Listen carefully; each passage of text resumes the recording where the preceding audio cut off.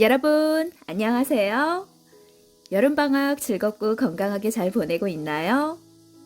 오늘도 재미있는 성경동화 들으며 꿈속 여행 떠나볼까요? 그럼 이야기 속으로 숑숑숑.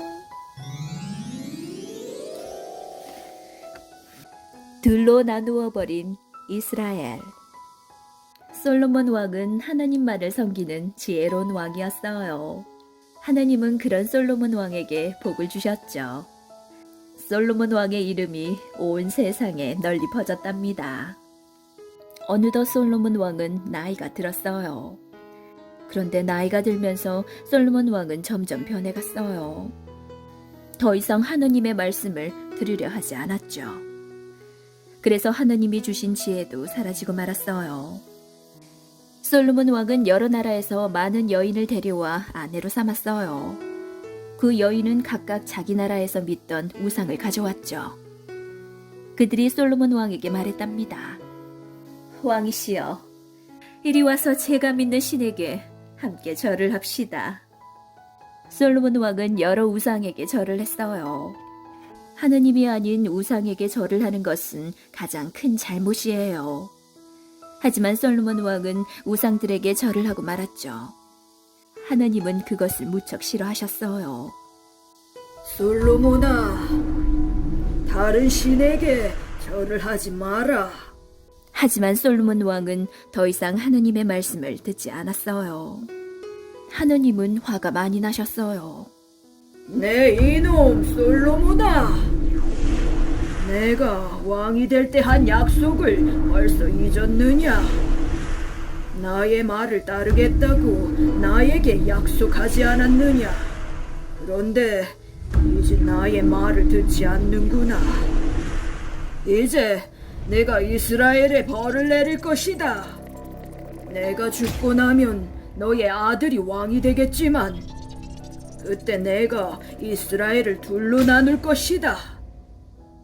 얼마 후 솔로몬 왕이 세상을 떠났어요. 솔로몬 왕의 아들인 르호보암이 이스라엘의 새로운 왕이 되었답니다. 르호보암은 아버지 솔로몬 왕보다 이름을 더 알리겠다고 다짐했어요. 어느 날 여로보암이라는 신하가 르호보암 왕을 찾아왔어요. 왕이시여, 이스라엘의 왕이 된 것을 축하합니다. 그래, 고맙다. 무슨 일로 온 것이냐? 왕의 아버지이신 솔로몬 왕은 저희에게 매우 힘든 일을 시키셨습니다. 이제 저희의 힘든 일을 조금만 가볍게 해주십시오. 그러면 왕을 잘 따르겠습니다. 생각해보마. 3일 후에 다시 오너라. 르호보암 왕은 고민에 빠졌어요. 그래서 나이가 많은 신하들을 불러서 물었죠. 백성들이 힘든 일을 조금 가볍게 해달라고 하는데 어찌하면 좋겠소? 나이 많은 신하들이 대답했어요. 왕이시여, 저들의 말을 들어주십시오. 그렇습니다. 백성들에게 친절하게 대하면 왕을 잘 따를 것입니다. 르호보암 왕은 이번엔 젊은 신하들을 불러서 물었어요.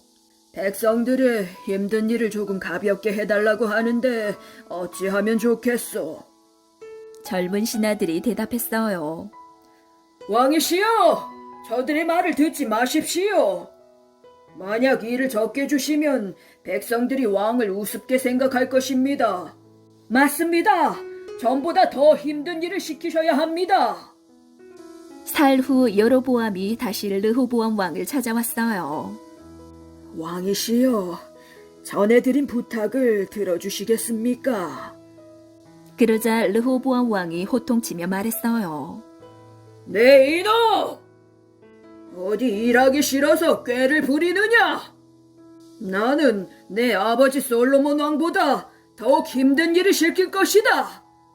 냉큼 꺼져라! 이스라엘 백성들은 모두 르호보암 왕을 미워했어요. 이스라엘은 다윗 왕과 솔로몬 왕을 거쳐 이집트 변경에서 유프라테스 강 유역까지 다스리는 강대국이 되었어요. 그러나 솔로몬 왕이 죽은 뒤 왕국은 북과 남으로 나뉘고 말았죠. 솔로몬의 뒤를 이어 그의 아들 르호보암이 왕이 되자 이스라엘 백성들은 르호보암을 찾아왔어요. 솔로몬이 명령한 많은 노동과 세금의 부담을 덜어달라는 요청을 하러 온 것이죠.